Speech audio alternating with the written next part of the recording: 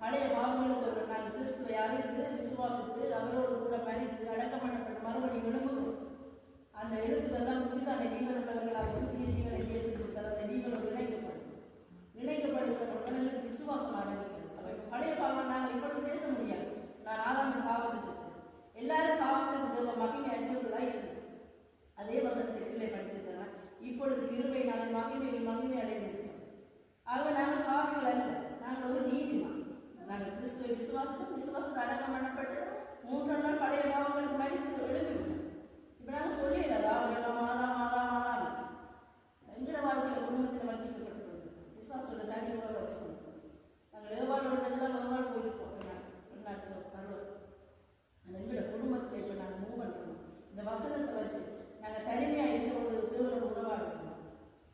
ஆதாம் தனிமையாக இருந்தால் இவர் தனியாக போய் பல சாப்பிட்டாலும் தான் நாங்கள் வாழ்நாள் சொல்லி கொடுத்துருக்கோம். எங்களுடைய குடும்பத்தில் சர்ப்ப ஆலோசனைகள் சர்ப்பம் அந்த வஞ்சிக்கு நேரங்கள் நாங்கள் திடப்படுறோம். தனிமையை எடுத்து நாங்கள் ஒரு மாம்ச விதைக்குள்ளே கலந்து கொண்டுருக்கோம்.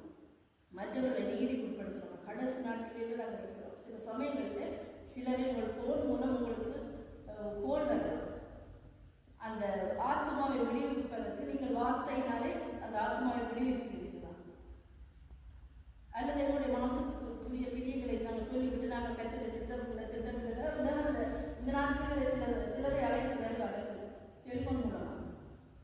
சத்திய வசனத்தை அதிகமாக போதிக்கிறோம். அல்லது வாங்கிக்கப்பட்டு கொண்டிருந்த மகிமையை மறுபடி இனி புதுப்பிக்கிறது கூடாத காரியம் எங்களுக்காக எங்கள் கிறிஸ்து வந்து மறிக்க மாட்டோம். பாவங்களுக்காக மறித்து கொடுக்கிறோம். இப்பொழுது நீதியாக நாங்கள் இயேசு சொல்லி பிழைத்திருக்கிறோம். ஆகவே நாங்கள் நம்ம பாதுகாக்கலாம். நம்மோடு கூட நடந்து வருகிறார். தேவனுடைய பரவ ரகசியங்களை நமக்கு வெளிப்படுத்த காத்திருக்கிறோம். நெபுகாத்நேசர் ஒரு கணம் காண்றார்.